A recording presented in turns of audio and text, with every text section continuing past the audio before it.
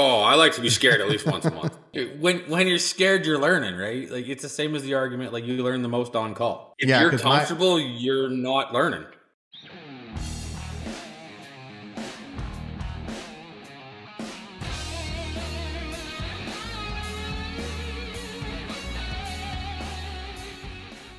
Hola, what is up, everybody? Welcome back to the Reliable HVACR podcast. If you're watching this on YouTube, make sure you're subscribed, like, comment. If you're listening to this over on the podcast, like Spotify, Apple Podcasts, Google Podcasts, wherever it is, it's a bit available on all platforms. Please leave us a 5-star review to help us get out to more people. I love doing this because it is good conversations with good people. Anybody is welcome. If you guys ever want to be a guest on this show, if you guys listen or watch any of my content, go ahead and message me. Come on, tell your story. That's what it's about. If there's any sponsors that want to reach out and support the show, go ahead and also reach out to me. My email's posted everywhere. ReliableHVACR956@gmail.com is how you can get a hold of me.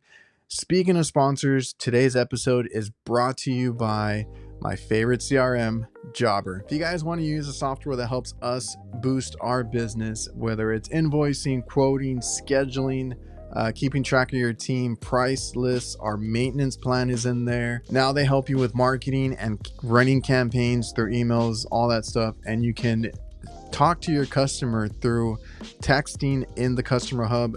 They can request work. You never have to pick up the phone. They can actually request work online through text. You can tell them that you're on the way. All the stuff that you would expect from a professional CRM. If you guys want a free trial and discount, go to getjobber.com/reliable HVACR. Also, VETO Pro Pack, the best tool bags in the game. I know people tell me the first thing is always the price. Let me tell you, other brands that I used to get at the supply house never lasted me. So in that short amount of time, I was buying several of those bags when I could just buy one VETO Pro Pack tool bag. And if you want to go check them out, go to vetopropack.com. You can also get them at any supply house or place that you buy equipment. They usually have VETO Pro Pack, and they just came out with the MB3 Blackout, which I am super excited for because I actually had a hand in some major design in that bag, and I hope to continue to work with that. But I use the MB3 Blackout as my favorite. I also use the Wheelers. I use a lot of their tote bags. I even have something in my van that just holds bottles and miscellaneous things, and it's made by them too. They have a bag for every scenario, so you won't be disappointed. Go check out VETO Pro Pack. And if you go to their website, go to the customer profile, you'll find me in there. You can learn a little bit more about me, and you'll probably see a lot of these YouTubers and people on Instagram that you might watch in that section. And a big thanks to all the sponsors that make this show possible and moving forward. You'll hear more from Local HQ Marketing, NAVIEN, and DIVERSITECH throughout the show. And don't forget that I have another podcast/live stream every Thursday night, the HVAC Nights. You can find us on YouTube, Instagram, TikTok. It's me, Jake, and Curtis. You might know them already. And we just talk shop about our work week and life stuff. It gets crazy, it gets uncensored. It's a fun time. So come check us out live every Thursday on YouTube, and it's available on all podcast platforms later that week. If you ever want to keep up to date with anything that I use, whether it's tool recommendations, Camel City Mill socks have been really great for me, and the Huxley work pants. I have discounts for a lot of these things that I use. You can find them in my website, reliablehvacr.net. So like I said, tool link, recommendations, discounts. I got merch there. You can request stickers. I will have my arm sleeves up for sale soon, so make sure to keep an eye out there. And if you just remember to go to the website, you'll always keep up to date with everything. And really quick, I just want to invite you guys to our Discord. We made an HVAC Nights Discord server. You'll find it in the link below or on reliablehvacr.net, hvacnights.com. You can find it there. I'll leave a link. Everybody is welcome to join.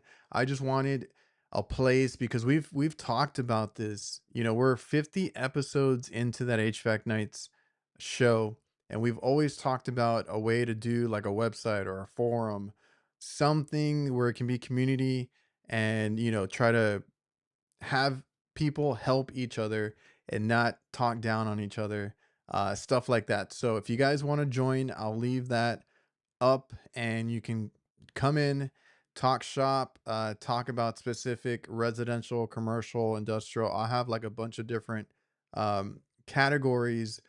There will be shop talk, there will be tool talk, where you can talk about like tool recommendations and deals that you might find shopping around for tools, little things that you find, you can throw it in there.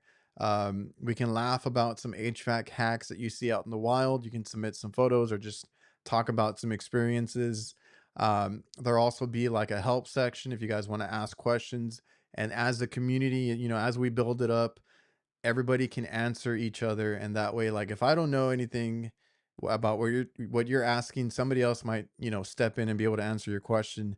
That's what I wanted, and that's what we're going to do with the Discord. I just want to catch up with you guys in between the shows, or when we're on breaks and stuff like that. Like, there's a hobby section. If so, right now it's just sports and content creation, but if you guys want to talk about any other fishing or anything like that, I can add all that stuff to it. So I'm still learning it. If you guys know anything about Discord, help me out, help me learn, tell me what to add to it. And we can go from there. So stuff will be added as I figure it out. But, like I said, you can talk about your hobbies, sports, shop talk, anything in the HVAC world that you want to discuss or ask a question on, specific troubleshooting or help with things. I want to add like manuals and little codes and tips and tricks and stuff like that. I want all of that in that community. So go check out our Discord, join it today, and let's get some conversations going. On today's episode, we have the Ice Master, Ty himself. I've ran into this guy at the AHR Expo. He's really great, super supportive of everybody else, and this guy has helped in his own rights. He's done the trade shows. He's helped with those. He's helped judge a couple of these HVAC competitions, which I think is great.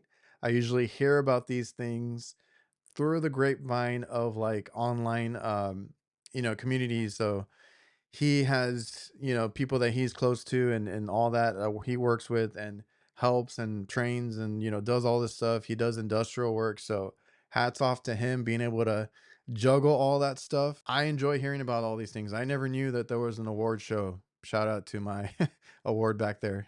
Shameless plug. And then, the AHR expos, the trade shows that, pop up, and the guys that come out to different places. So I love hearing about all that. And I talk to him, or we discuss all of those things, what he does, where he's from. He's up in Canada, and the kind of stuff that he sees. So without further ado, enjoy the episode. Well, it's a weekend, had stuff to do earlier. You guys had a holiday. Right now, you said it's like a Thanksgiving? Yeah, our Thanksgiving comes a little earlier in Canada. Yeah, whatever. So We're still October. yours is end of November, so It's a whole lot earlier. Now that you said that, I'm looking forward to the Thanksgiving meals and all that. Do y'all do the same? Is it the same, or is there any difference, or how do y'all? I imagine it's all the same. Turkey stuff and all the fixins, eat too much, drink too much, the usual fun when it comes to that sort of holiday. Oh yeah, sounds exactly the same. All right, we're cool. We're good. Well, I was running around earlier. That's why I kind of gave you like a last minute time, which I had no idea you had a holiday going on, but it's all good. And then Hey, you can tell by my surroundings that we brought the motor home, so I got a nice little place to hang out by myself, and the rest of the family's in the in-laws' house taking care of the feed. that's right. Yeah, because you're visiting family, so you got the motorhome just pulled up, and right now you got the whole thing to yourself. Oh, yeah. Yeah, personal guest suite, man. It's the way to travel. Awesome. Is it a long road trip for you guys, or? So my in-laws are about 6 hours away from me. That's not bad. I'm 4 to 6 hours from any major city over here. So like when I go, because I'm in Texas, so when I go to San Antonio, Houston, I have some buddies in Austin. That's always a 4 to 6, 7 hour drive for me. Yeah, I don't know. In this industry, I'm just so used to traveling and driving. It's not really that different to me. Like I did Yeah, 3 hours for work, and then I got home and jumped in the motor home, and we drove for 4 hours to camp for the night, and then another 2.5 to get here the next day. So that's funny because like with my girlfriend, we take a lot more trips now because like they have her daughter has family up in San Antonio on the other side. yeah. So like we make trips out of it, right? So I'm like, yeah, cool. Like I don't mind driving. She's like, perfect. When we got together and everything, because I was like, I'm so used to it from work where I drive 2 hours to a call and then 2 hours back and then maybe another hour out this way or hour out that way. And I'm just like I kind of like numb to it. Like I'm just used to it. So these 4 to 6 hour drives are really nothing too bad for me. Well, the situation we're in out here, so my wife grew up out here. I've been married about 20 years. So we've been making this run probably 2 dozen times a year for 20 years. And it wasn't until we had our daughter that it forced us to slow down and actually enjoy the run.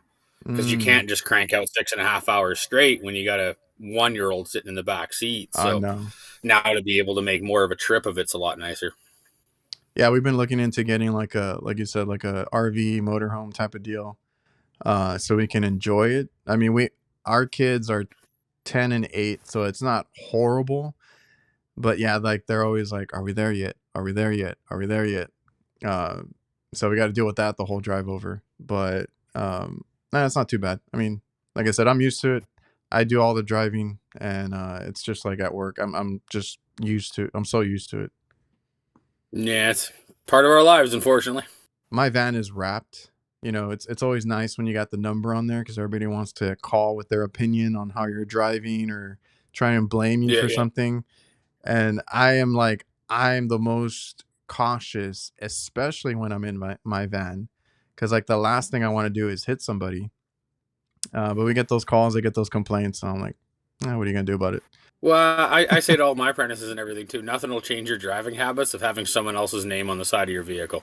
Yeah, yeah. And it's funny because the number goes to it's my dad's number. The calls go to him. So he's like, "Did you cut somebody off at this intersection or whatever?" And I'm like, "Nope." I was like, "I have the right of way," and I explained to him. He's like, "All right, we'll see if they make a fuss out of it." But yeah, like I'm a lot more cautious in the van just because the names on the side, and the last thing you need is Yep. a lawsuit or anything bad happening. Even just that bad reputation, right? You never know that guy you could cut off could be your next customer. So you just gotta be nice. And I get Well, cut up in what? traffic all the time. And you just smile and wave and let it happen. And Oh yeah, like I'm way more patient now after driving and doing HVAC because you're stuck in traffic a lot. You're driving hours a day. How I and it's funny because well, I know you do like more industrial type of stuff and heavy commercial, but like the residential guys are always like that they run so many calls a day and that they're doing this and that, and I'm like, half of my day or more might be driving. I might go do yeah, a few calls, and if I can, the perfect day is like when I get to schedule a couple of them that are close together. I'm like, okay, cool, I can go out there, knock out a few calls, and then come back. But a lot of our days are driving. I mean, that's at least half of it right there. we even doing what I'm doing. A lot of my sites are very far from where I live, just because there's not a lot of guys in that area that can service them. So I have sites that are 2 to 4 hours round trip away from where I live. So you're tacking on, that may be plus your 8 hour day. You could be on a 12-hour day with 4 hours of drive time. So a lot of the residential guys that can get in and out have shorter drives, but more of them. I just tend to Yeah, have a lot of longer drives. yeah, it's a part of the commercial world, and again, like that's the stuff that I like. So I like traveling and driving. I actually do enjoy it. I get my windshield time, right? You get to decompress or just kind of chill out in the van before you get to the next Oh, call. throw a podcast on, learn Yeah. something new, throw some heavy metal on, crank it so you can calm down and beat the shit out of the steering wheel for a half hour. Yeah, it's the way to go. Oh yeah, my steering wheel, my poor steering wheel. We all have those days. This podcast is presented by Local. Local works tirelessly to help HVAC contractors rank higher on Google. They use an attack methodology to make sure that contractors dominate their local service areas and increase their market share and generate higher revenue. Reach out to Local at localhq.com/reliable. Mention me or the Reliable HVACR podcast, and you'll get 2 months of SEO for free. Well, I'll let you explain. What do you do, and what area are you in? So I'm based out of Calgary, Alberta, so southern Alberta. My specialty over the last 10 years has been grocery store, rack refrigeration, and I'm moving into CO2 now. I do a little less grocery stores now, more large scale warehouses. I've got some manufacturing plants, so meat plants, cheese plants, a bunch of stuff like that. On the daily, usually my smaller systems are 50 to 100 tons. I've got some systems that are into the 300-400 tons. So That's crazy because I'm maxed out at 20 tons. Yeah, it's a whole different thing. It's a whole different level of panic when it goes wrong, but there's so much more to think about when you're doing your basic maintenances. Oh yeah. One of my facilities, it could just be a single rack, and that may be 8 hours every 2 weeks that you got to spend on that piece of equipment. You've just got more components. Varies. Yeah, because it varies. Like you got the residential level, like their maintenance, not you don't do it as often, and it's as easy as sometimes just changing the filter, cleaning the coil, just checking a few things, and then like you go up a little bit on the light commercial, then you're on rooftops. You got to check multiple units on a location, sometimes a crap ton of units on one location. And then you keep going up. Like what I do is hospital work too. They want us there like a couple of times a month just to make sure everything is like The hospital work, especially if you're doing the ultra colds, that's so cool. The amount of controls and things you've got to learn and figure out through the process. I did a little bit with like vaccine coolers and a little bit with blood chillers, and yeah, it's so cool. Dude, it's so crazy. I always tell people because like we got out of it. We focus more on the kitchen stuff now, but they're getting us to go back up and do more of the other refrigeration. It's crazy in a hospital just on that because that is something that I can get into. It's not super heavy commercial or anything like that. So we were able to get into the kitchen and then kind of get into the other spaces in that hospital. And we've had a good reputation to where we had other hospitals that we worked at too. And it's a whole different thing, like cleanliness and how much maintenance they want. Like all of that is a lot in its own. But then, like you said, you get all these different, and somebody reminded me or told me that they work on like areas, or I don't know, it's the MRI machine itself. Like there's so much equipment that needs conditioned spaces. There's so much equipment that actually has refrigeration in it that you wouldn't think of. So like in hospital work, there's a whole bunch of other stuff that you can do. Now, what we've done is they have us doing all the ice machines. You got ice machines on every floor. I honestly didn't want them, but we got them. We're on a maintenance plan with them. And then there's the morgue, the coolers, that kind of stuff. And like you said, where they keep the blood, all these different kinds of medicines and different things like that. Because that's what I started with. And I had like an oh crap moment when I'm in there working on this stuff. And I'm like, I'm going to be liable for all this? Like, oh, damn. Well, and then you move into the technology space where you're basically working into a data room environment, like you said, with like an MRI. All those processors and everything like that, they need to be in a temperature controlled space. And so there's tons and tons of cooling requirements inside a hospital. You could almost specialize just in one hospital and make a hell of a career out of it. That's kind of the cool thing. You can pick a career, and it can be, you can niche down into like just you want to specialize in something, you can do that. Because we've turned down a lot of work because we prefer to kind of just be good at what we do, which is like the kitchen refrigeration and the kitchen work. So I've dabbled in other things, like at that hospital, at other places, like, hey, you want to check this out? I'm like, sure. Like I've always had that mentality of like, if it's in front of me and it's a refrigeration equipment, I can more than likely figure it out if I know my basics and all that. So I always like the challenge, but The I do big like thing to with this trade is it's so varied on what you can do. I don't know how you guys lay out with training and apprenticeship programs, but we have a 4-year program, and that is the same program that the guy who puts a basic split system in a house and the guy that takes care of an NHL hockey rink take. So you can specialize, you can stay broad. There's so much in this trade to keep guys entertained if that's what they want to do, that you really don't even need to look anywhere else. I don't know anybody that says they get bored of this trade. They just move to a different section and specialize in yeah. something else. You can move around. There's guys that have gone like from from residential or out in the field to like controls, and that's what they like. They like being on the computer and programming things, and restaurant work is another thing, and hospital work and industrial. Like there's something for everybody. And yeah, because that's kind of one reason I don't like to do residential or anything like that, because I don't want to stick in one place or do installs. Like stick in one place for too long. I'd rather be out, knocking out calls and kind of getting what I would think is a little more challenging on the commercial side. And obviously, the further you go up the ladder, I'm sure you've had your moments doing what you do, like big equipment, big problems, and you got to figure it out. Oh, I like to be scared at least once a month. That's a good way to look at it. When you're scared, you're learning, right? Like it's the same as the argument, like you learn the most on call. Yeah. So if Yeah, you're comfortable, you're not learning.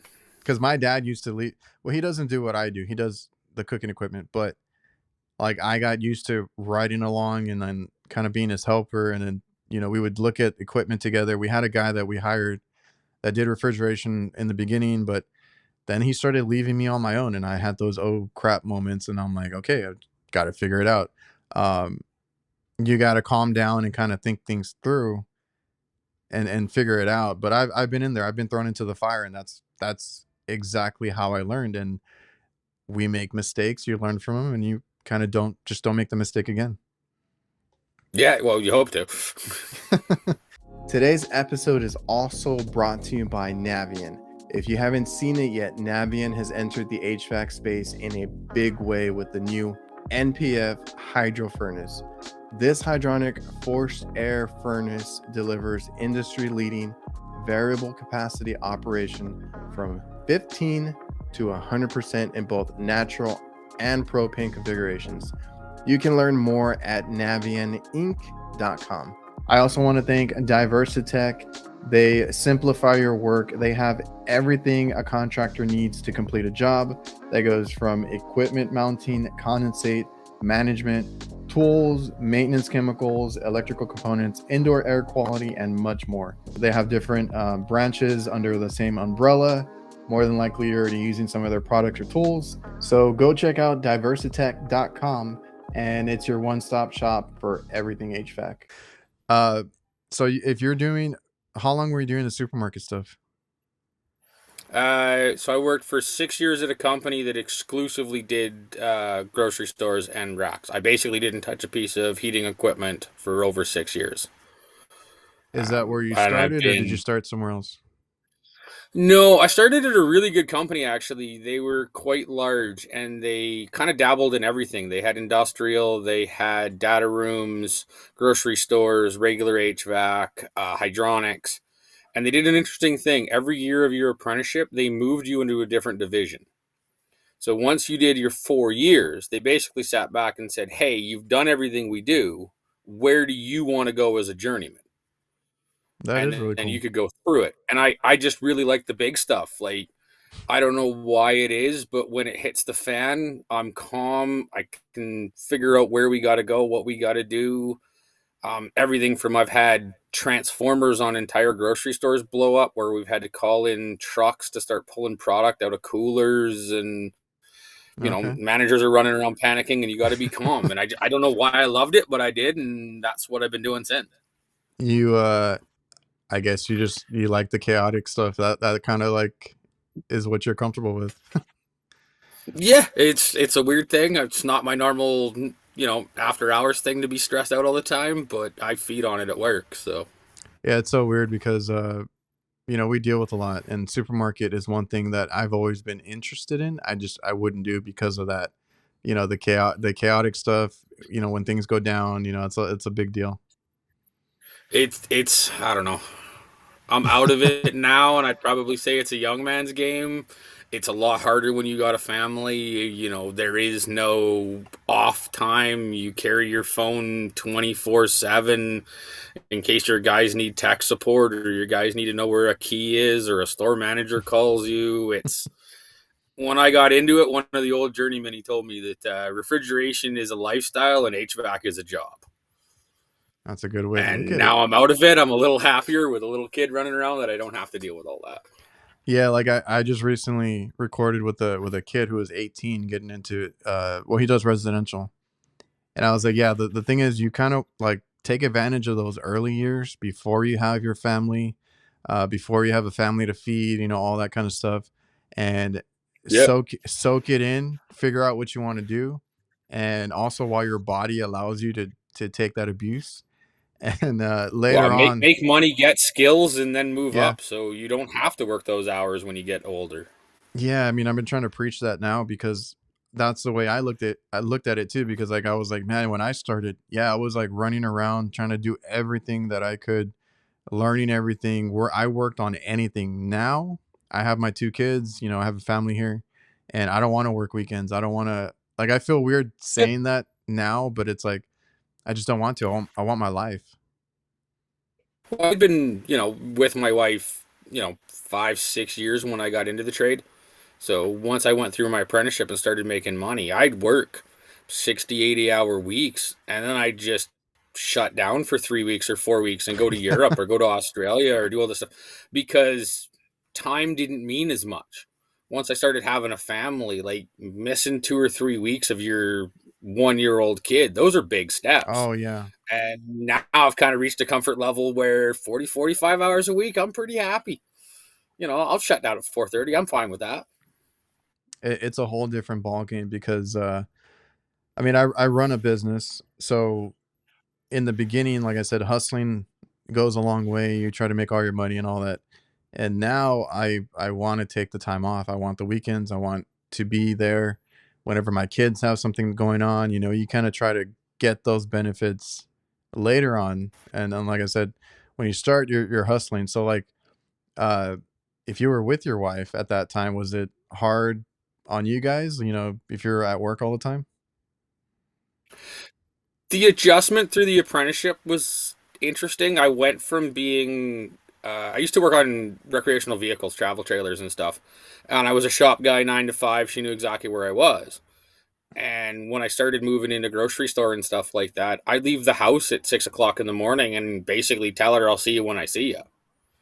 Hmm. So she adjusted to it. It wasn't a whole lot of stress, but I did see a bunch of guys around me that didn't have very stable relationships that were prioritizing work over their relationships, and they just go downhill.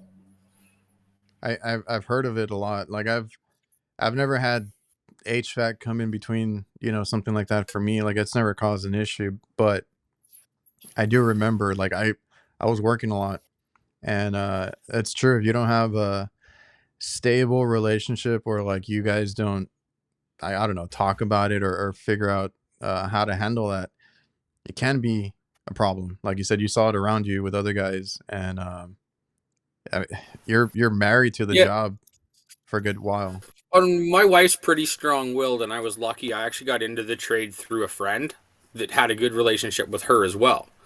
Mm. So she would basically just call him and be like, "Yeah, Ty's getting burned out. I'm tired of not seeing him. We're taking the weekend off. Make it happen. He's done Thursday and he won't be back till Monday." And my buddy would step up and handle that on the backside and just come to me and be like, "Yeah, your wife said you're off, so have a nice weekend." Yeah, because like I mean, as a guy, you don't you might not take care of yourself the way you should. So like you want to power through it and all that kind of stuff. And Yeah, and you want to take care of your family and you want to make sure the bills are paid and, kind of be the alpha male, right? of course, and that's always hard. That's a hard thing to wrestle with. And I mean, it's good that you had your wife to help you out there. And today's episode is also brought to you by GREE Comfort. I have heard nothing but high regards for GREE themselves. GREE offers not only just ductless mini splits that you might know them for, whether it's single zone or multi-zone.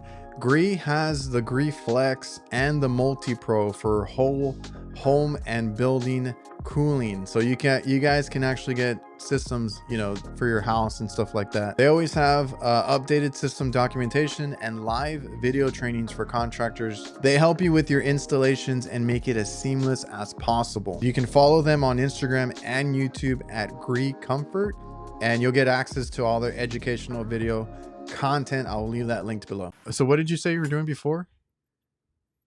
I used to be an RV mechanic, so I worked on travel trailers, motorhomes, things like that. Rebuilt them, reskinned them, HVAC on them, electrical, pretty much everything. So anything on that thing.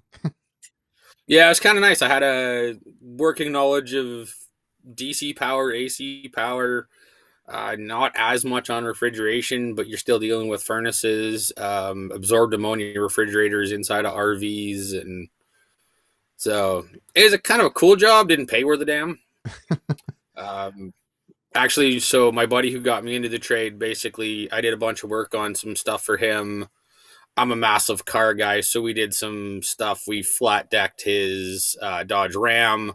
I built a custom wiring harness for it because I understood all the electrical. And he basically came to me and said, you know, I know you don't make a whole lot where you're going. If you quit and come work for me, you will make the same money in 2 years and you will double your money in 4. Do you want to come over and try this trade? And pretty easy choice.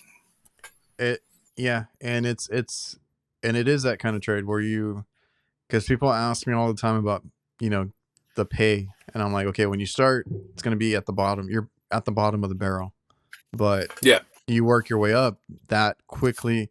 It really depends on you. I know I can't speak for every area, every region. Like everybody's different. Like I live in a low income area, so like the pay will start very low. But if you know, you work at it and you make yourself valuable, you learn everything you can get out there and do your own calls. The more skills you have, the better. That pay will come pretty quick. Oh, and like let's say I can't vouch for every region, but where I am, you can make a very, very comfortable living. My wife used to do dental admin, and one Christmas we sat down with her dentist and kind of did the math on where a tradesman that made $100K a year 4 years into their apprenticeship and where a dentist would kind of like pass each other on earnings. Yeah. And we figured it was somewhere in the early 40s.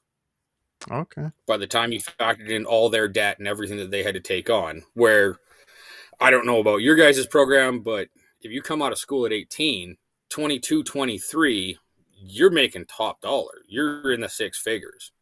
You know, I know guys that are under 30 years old that have their house half paid off and their truck paid off because they got into it out of high school. Yeah, I was gonna say the earlier you get into it, the better. Because I mean, that's my whole thing with having, like I said, I had an 18-year-old on earlier that was already, he was looking up like what he could make and how that works and all that, and he understood the investment part of it. And yeah, and I told him like, yeah, if the earlier you get into it, the better, because he bypassed the whole college thing. I was like, I was thinking college when I got out of school. I took a year off because I didn't want to do school, but I was still like, you know, it was drilled into us: go to college, figure out something, get a degree, and it's usually like business or, you know, something else. And it's like, when are you going to use that? And now, I mean, everybody saw it during the pandemic. If you learn a skill, I mean, that you'll always have it, and you'll always have something to do.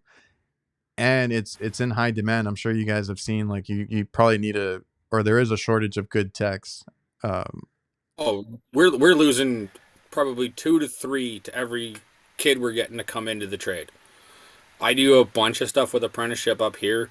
Our average enrollment rate for a first year apprentice is 32 years old. This is very rarely somebody's first job. Oh yeah. Like, we don't have a lot of exposure for kids out of high school to get into this, to do this. And I think I'm On one side of my family, the 4th generation tradesman. On the other side of the family, I'm an 8th generation tradesman. Both my parents are fully licensed journeymen, and then went into teaching later in their lives. There is a stigma out there that unless you have a college degree, you're not as good as a person who's a tradesman. People still look down on tradesmen. You can be very, very specialized. You can go through, I know guys that started with trade tickets that then went and got business degrees that are actually using them rather Yeah. than getting a business degree and then trying to get a trade ticket after. I think that as a parents coming up and people who have kids that are in there now need to stop looking down on trades and where they can end up with them. Well, and even your brother that's gamer. My nephew, another guy who's huge gamer, builds his own computers, does all that stuff way over what I can comprehend on a computer. He got into it within about 5 years. He got into high-end grocery store programming. Oh yeah. So he goes into a grocery store and does like E2, E3 upgrades, does efficiency calculations, does everything. Same as me, no college degree, no nothing, but sits on his computer and does stuff that blows me away on what he can do. That's crazy. That youngest brother that I have, like, he also picked up like instruments. So he plays bass really well. Like he can quickly learn things. So like I kind of had a feeling that he would be good at it. So when he came on board with us, he asked a lot of questions. He was very meticulous about how he did things. I think he's borderline OCD. Like he has all these traits that Yeah, is he on your sometimes, side with the cool or with your yeah, dad on the hot side? he's on my side. If he worked with my dad, they would have a fight every day because like I'm like he's one of those that you bump heads with, but he's a good worker. Yeah. It's because he has to do it Eh, one way, and my dad's old school. He's like, just get it done. We need it now, and this and that. My brothers are like making sure everything's perfect and everything. yeah, it's a problem with management. Sometimes you just got to learn how to run people rather than actually run them. Yeah, so we try to keep them separate, but he runs with me more often, and what I appreciate since he's like that is he does a lot of our maintenance, which I don't have to do, which I hate doing. So it works out. Yeah, you got to find the job that caters to the guy 100% because there are people that are way better at that. I am not a maintenance guy. I am. It's hit the fan. We got to tear things apart. Two Yeah, o'clock in the morning guy. I am not the most methodical guy. That is for sure. which is like I'm that way too because I prefer to take the harder calls, and I prefer not to send him to like if I get a call and I'm trying to send somebody out, I'll take it. I was like, I want the hard call, and then usually I can get it done quicker. And then like I said, he takes calls, but he also does our maintenance a lot. And I was like, I'd rather just leave it like that. He's good at what he does. I love doing what I do. I think we're good. I Um, think the thing with the service calls is like it's almost a badge of honor to me.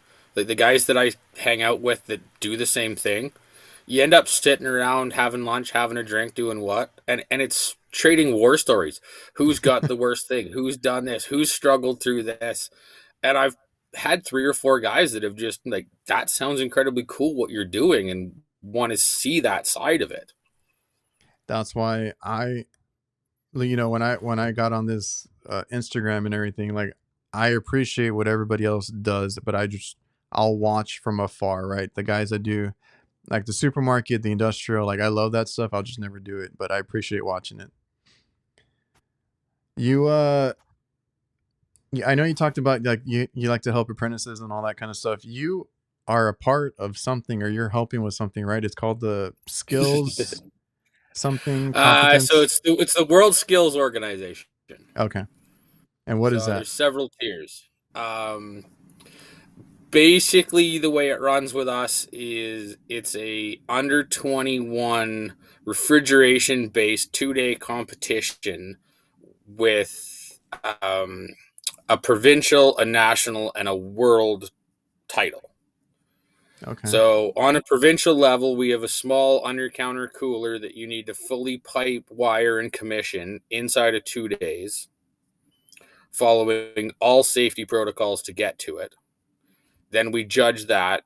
Whoever wins that then goes to represent that province in all of Canada. And last year we built a increasing radius evaporative coil. So single piece of pipe you had to bend, so it came in 9 times, I believe.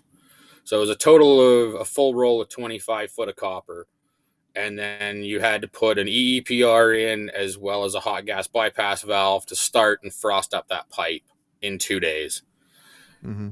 The individual who won that got to represent Canada, and they went and did a single compressor, dual evaporator, multi-temperature system in Lyon, France. Oh, wow. So, yeah, it gets increasingly harder as you move up, but it's a heavy promotion on the trades. It's definitely a feather in the cap for the guys that win. Our Canadian rep this year, he got trips to England to compete, Germany, the East Coast, Quebec, as well as in Calgary. It's a pretty big deal if you actually win these things. Yeah. To be, like the Canadian champ or the world champ. Man, that's one that I hadn't really heard of. I had seen you like when you posted that you were like helping out with it or traveling for that, and it seemed like a cool deal. But it's like it's a competition building stuff, that kind of thing. Yeah. What was it? Service Titan just did those HVAC nationals. I was gonna say that's another one that I barely found out about. Like, So yeah, it's very similar to that, but it's for people under 21 to compete. Worlds, yeah, you have to be so under there's 20. an age. Yeah, I got you. Yeah. And it's very fierce. There are several countries that the government will actually pay a technician to train for a year ahead of time. So this is like the HVAC Olympics or the refrigeration Olympics. 100%. There's big money on the line. There's big egos. There's massive That's fights at crazy. Worlds. When we do the nationals, the guys who run that are so precise. They'll use a micrometer to make sure every fitting is in the same location on every table, so nobody can say that they had an advantage when they started. Wow. Okay, I thought it was something a little bit smaller. That's a big deal right there. Yeah, it takes us 4 days to set up the national event. Oh, okay. So you get to help with that all around. You're like on the committee or something, right? As of this Friday, I am the chair for Alberta. Oh, So I'm running the Alberta competition for refrigeration this year. And then I am one of 10 members for the national committee. oh, I got you. Is that like an annual thing then? Yeah, the competitions are once a year. There's sporadic meetings throughout to set everything up. It Oh, probably I probably volunteer about 40 hours per competition to set everything up, judge it, do everything else. oh, that's cool, man. Because even just with the age group that you guys work with, that's cool to see like the kids kind of getting in there and doing that. Yeah, I want to try and put together on the provincial level some sort of swag bags, reach out to some manufacturers and stuff, and give these guys, whether it's hats or shirts or a tool or something like that to make it more of an incentive to go there. Oh yeah, Because right now, unfortunately, if you don't win anything, you don't get anything. So yeah. You travel out everybody there. wants a participation trophy. So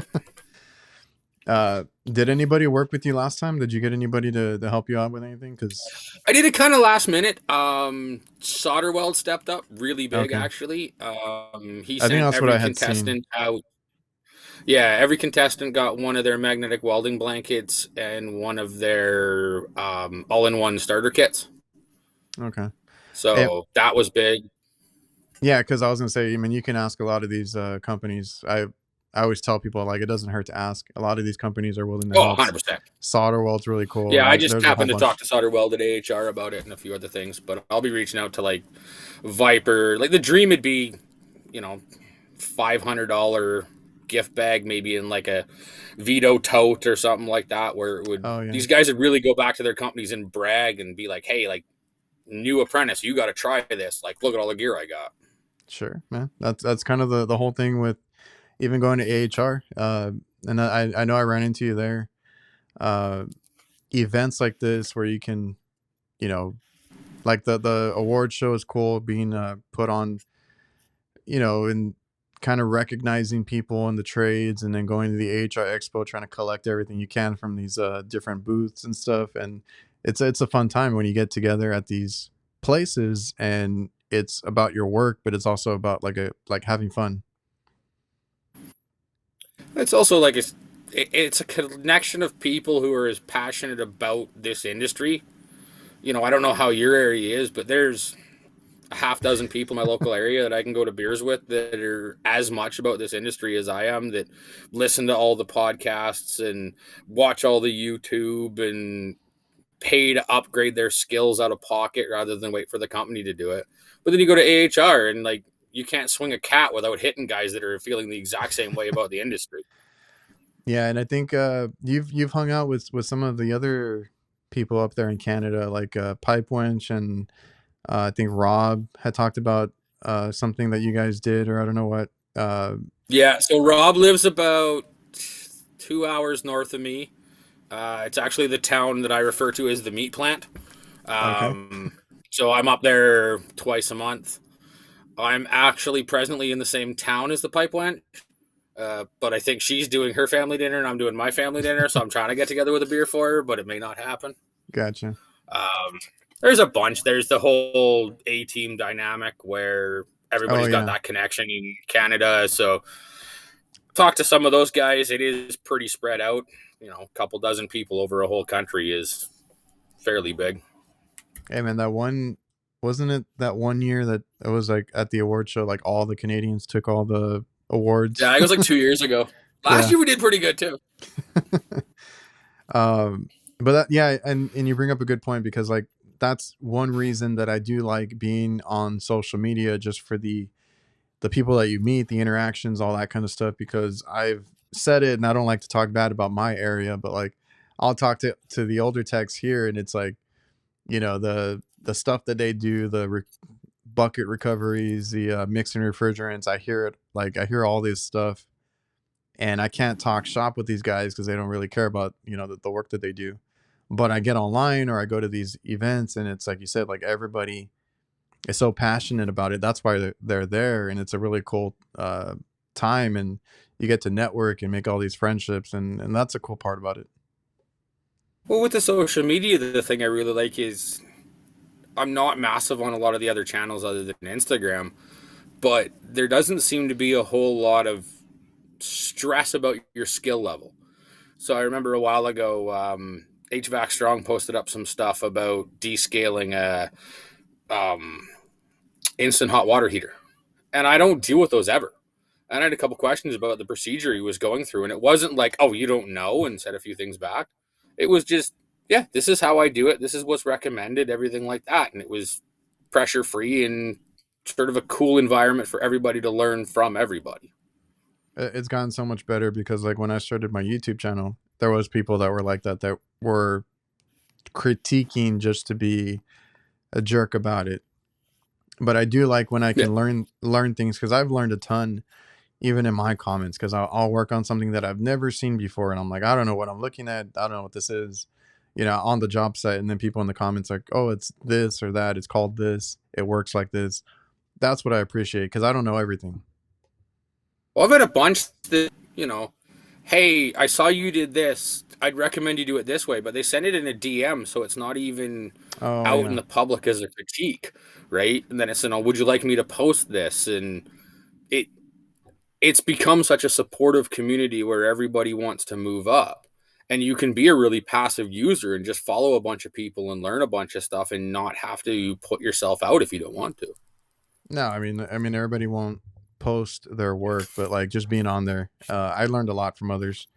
And like I said, being on YouTube, the comments I learned from there, I had people that, like you said, might suggest something or say that they do something a certain way, and I would reply like, send me an email and kind of show me like pictures of what you're talking about. I would love, to learn more, because I'm always Yeah. about that.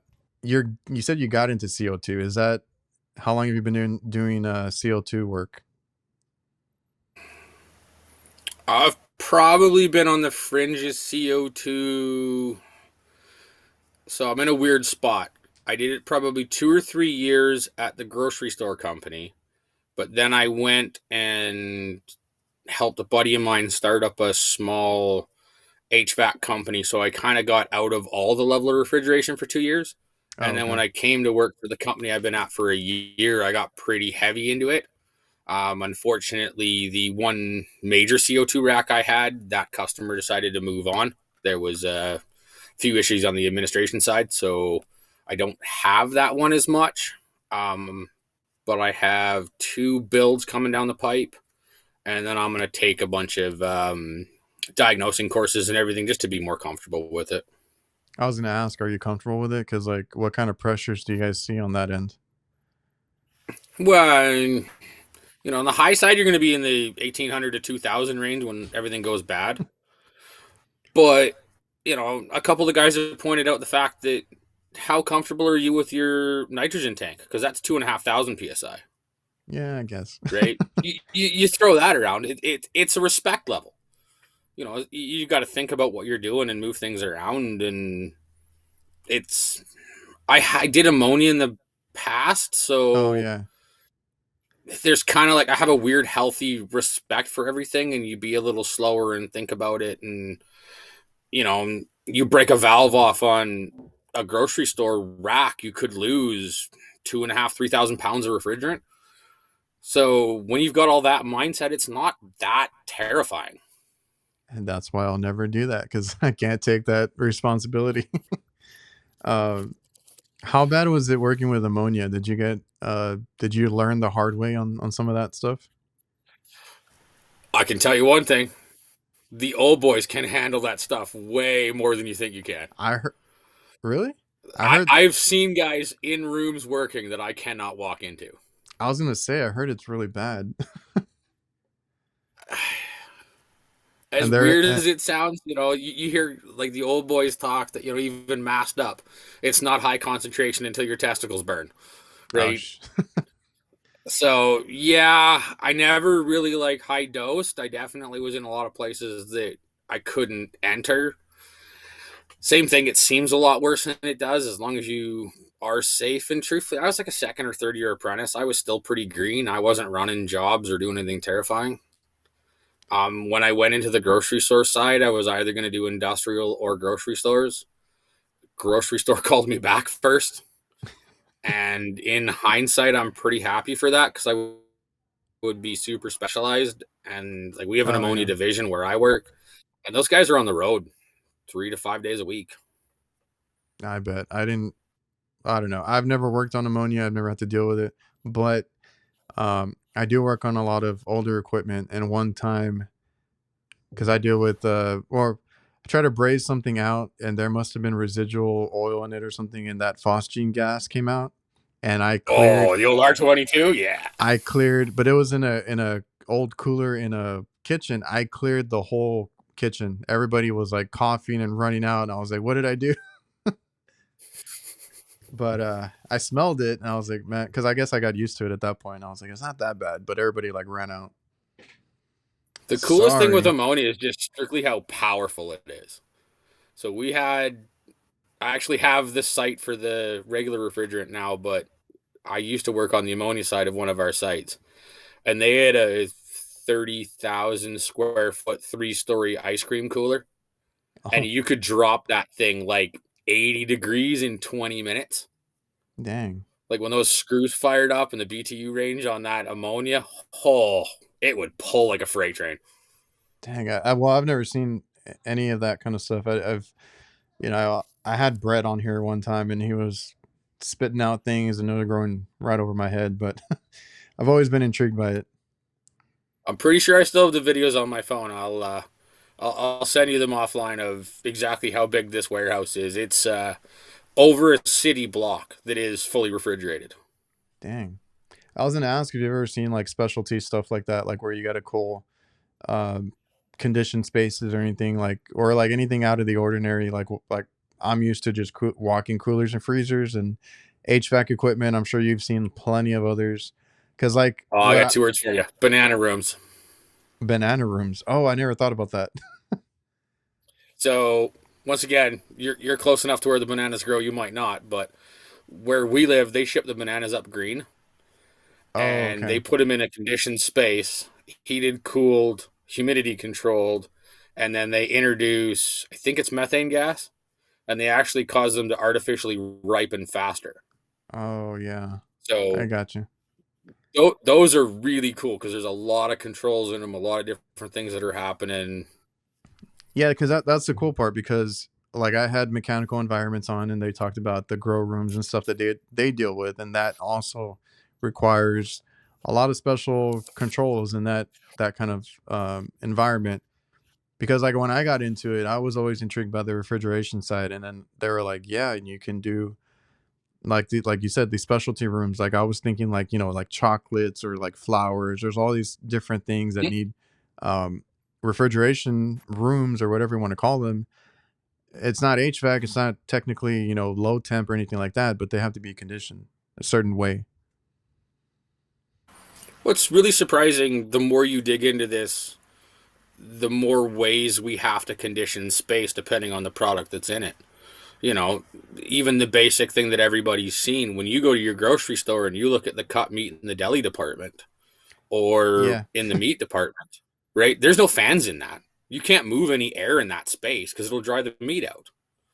So you have to have slab cooling on glycol and temperature controls and coils so your cool air falls on the product. And Have you there's worked? so much of this that's incredibly specialized. I think.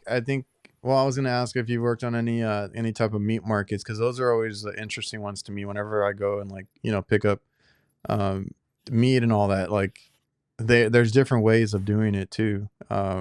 Did you have a lot of Yeah. experience in the meat markets? Mostly in the grocery store stuff. We have a Asian themed chain up here that has a bunch of refrigerated fish tanks because they sell a lot of live product.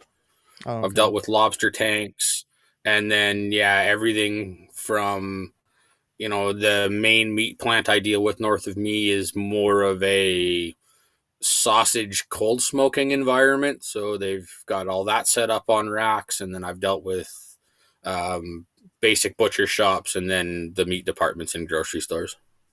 Any lobsters ever get out on you? No, but I did learn really interestingly that lobsters have clear blood that is toxic to other lobsters. I didn't know that. Fun fact. Yeah, so if uh they pull the arm off of one of the other lobsters, then they all die. oh shit. It is crazy how much money those things cost. No, but like in I had a grocery store here that like where the glass is, and they have the raw meat, to that they sell. Behind that, that is all an open cooler, because they have evaporator Mm-hmm. fans directly above them. Yep.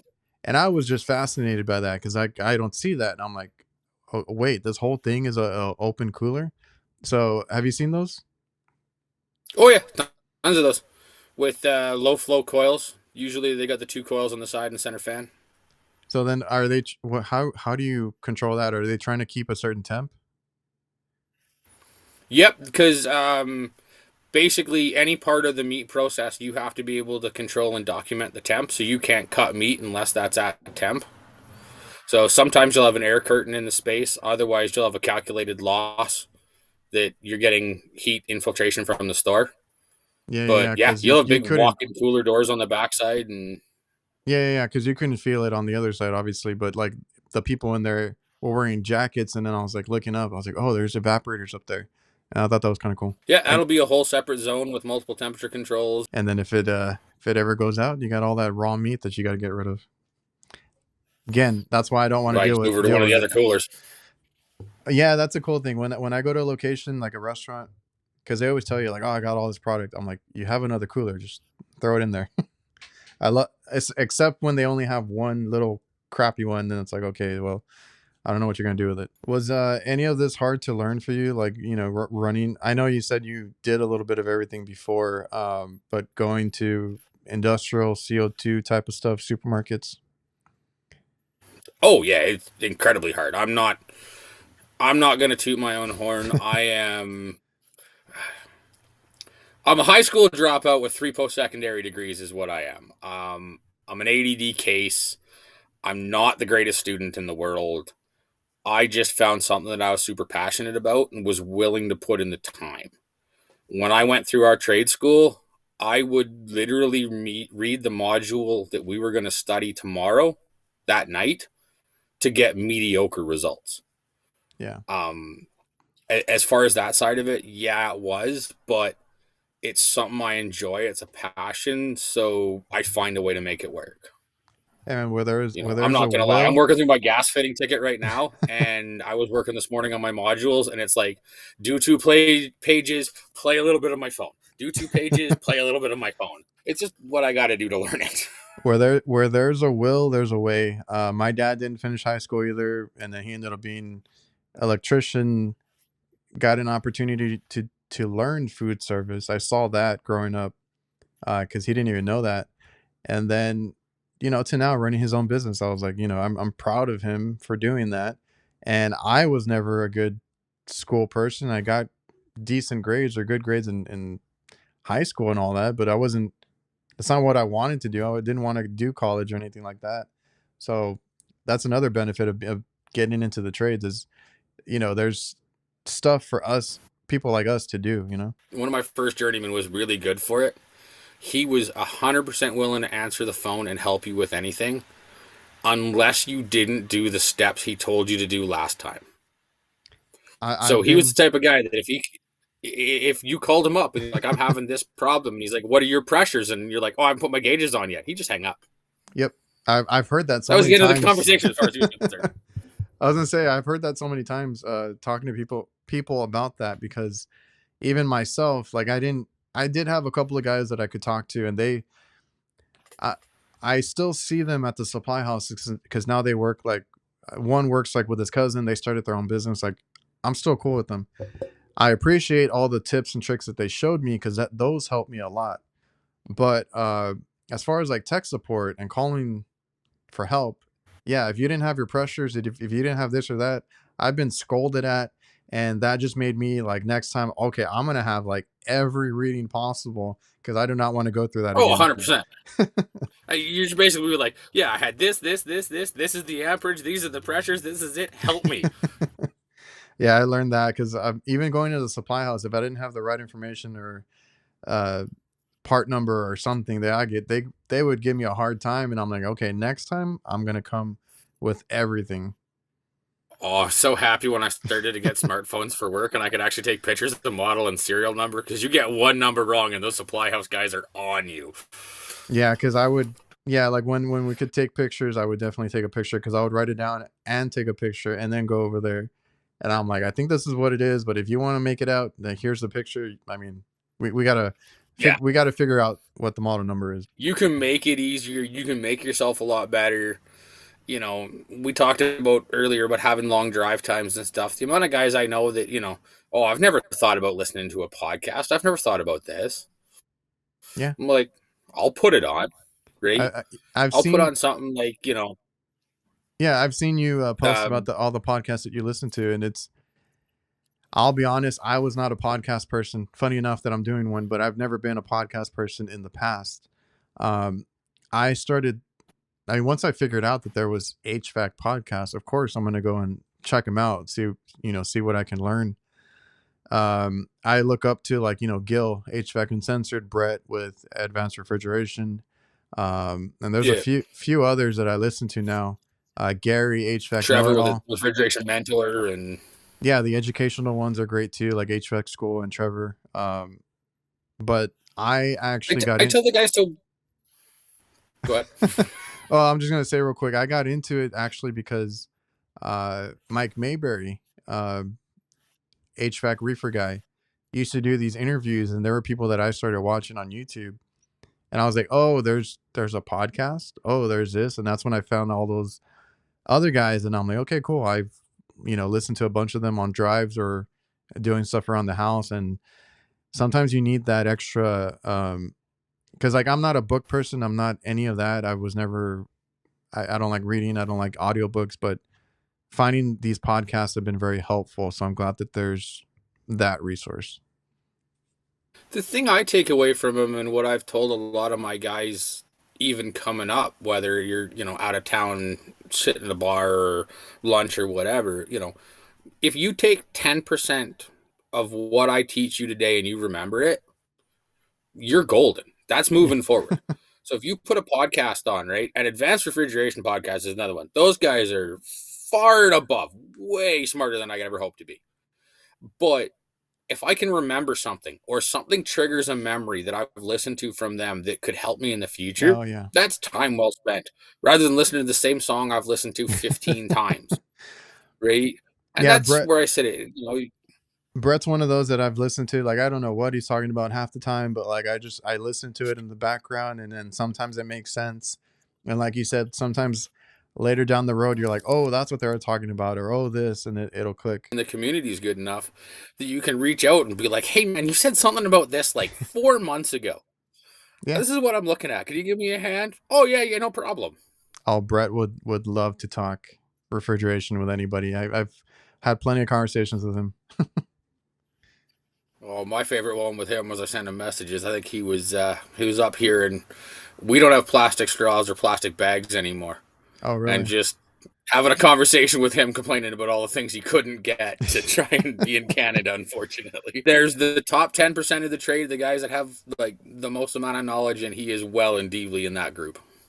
He denies it. He'll deny it 100%, and I'm like, no, dude, you are. I was like, you're up there. Hey. Be modest. I'm cool with that. Yeah. I'm still gonna ask you for help. Do you still work on any cars or anything currently? Unfortunately, yeah. It's a bad habit. Money pit. Well, I have a Jeep, and that stands for just empty every pocket. Like to as a hobby, like, are you doing stuff modifying it, or is it breaking down? So it's pretty heavily modified, but I'm one of those guys that I am as happy working on it as I am driving it. Okay. So I can go into the garage and spend 4 or 5 hours tinkering on a 30-minute job, and I am more than content. My friends are all into show cars and everything crazy, so I'm working on their stuff or leaning on the fender, drinking a beer, or one of the two. But so they no, I'm participate about that. in the shows. Yep. I didn't make our big provincial show, but I think we had about 8 guys that went down out of probably 15. Yeah, because we're not a car club, but we got a really weird connection. Like, mine's a big off-roader truck. I got friends with hot rods, and there's a really big collection of guys with OBS trucks, Suburbans, and slam trucks on airbags, and yeah, everybody has so their I'm own always doing something with that. their own taste, their own flavor. My family, like, we used to, like I said, my grandfather was a mechanic, so growing up, I've seen him and my uncles, my dad working on old cars, and then I kind of got into it. I do have been really bad about putting it off, but I have a '62 Catalina Pontiac. So like, ooh, nice. Okay, so you're into classic cars? Oh, 100%. I'm into everything. If it's got wheels and goes vroom, I'm into it. Yeah, my dad's been like, because recently I drove it. It drove fine. It had AC in it and everything. And then it started, like, the brakes started going out. I tried fixing it, but there were still issues. And then, like, it needs body work now. It's our son just eats up everything because it was outside for a good while. And then he's been like, "Are you sure? Like, you don't want to get rid of it, sell it? It's a lot of work." I'm like, "No, like I said, I put it off recently, but I also would go out there and just start working on it here and there because I had fixed a lot of things on it, changing out parts and getting it, up and trying to figure out some other issues with it. And like I said, it rode really good. It's just that I've been busy lately, but it's a habit that I got, and I got into it. Once I got into the trades, I got more into like working on cars and stuff. That's kind of how that came about.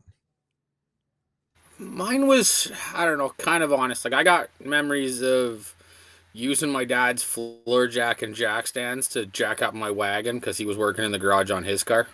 We were fairly hand to mouth. So my dad drove 1968 Chrysler 300 for most of my life as his daily.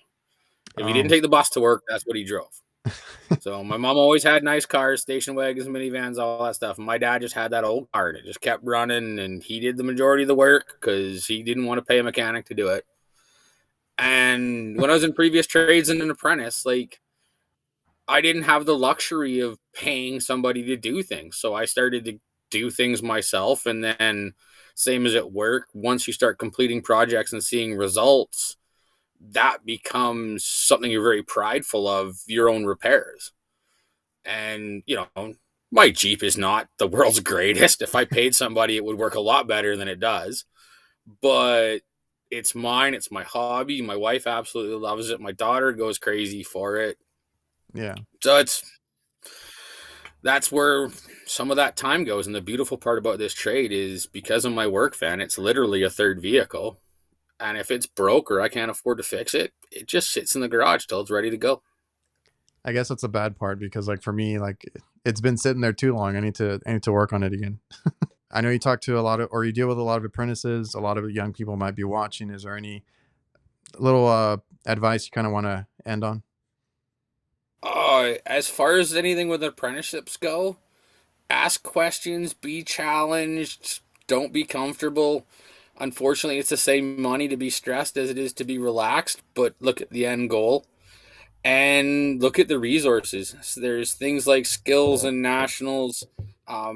There's so many manufacturers that have some sort of training program that you can reach out and advance yourself. And don't be scared to invest in yourself.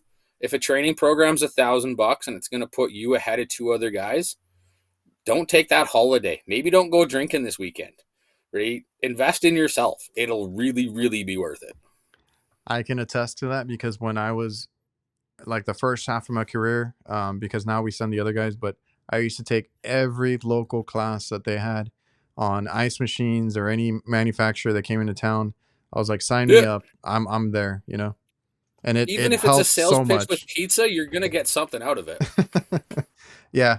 Usually they give you the free lunch or anything like that at these places. And I was like, I usually found it was a salesman that was sitting there trying to get it, but he would usually have the service manual with him, and I could get a yeah. big service manual for something.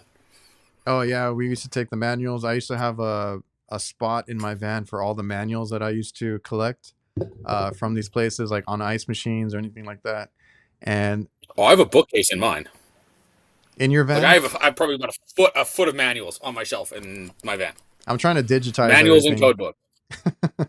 I'm trying to digitize all mine, because I don't want to, because now I have a phone full of pages of different manuals that I have to look up here and there. So I used to have it in my van. I try to downsize a little bit. I do have a few there, but yeah, Well, I I'm took a a, pack rat. I have access to them. I have the internet, but I just can't yeah, throw them out. I used They've to been have, in there like 2 I decades used to now. have milk crates in my other van of a bunch of books and folders and different things. And I was a pack rat too. And I was like, finally, like, I need the space. I need to get it out of here. So I finally got it out. We're moving so far forward. Like, a lot of the Hussman racks and grocery stores and stuff like that, they have a QR code that takes you Oh immediately to yeah. the manual for that particular case. Like, you don't even need to look up model and serial anymore. It's so nice. It is a nice time to be in HVAC tech. I can tell you that. Um, but thanks again, man. I know you've been busy. I wanted to let you get back to your Not a problem. It's holidays. an absolute pleasure. Thanks for taking the time, and everybody watching and listening. I appreciate you guys for tuning in, and we'll see you guys next time.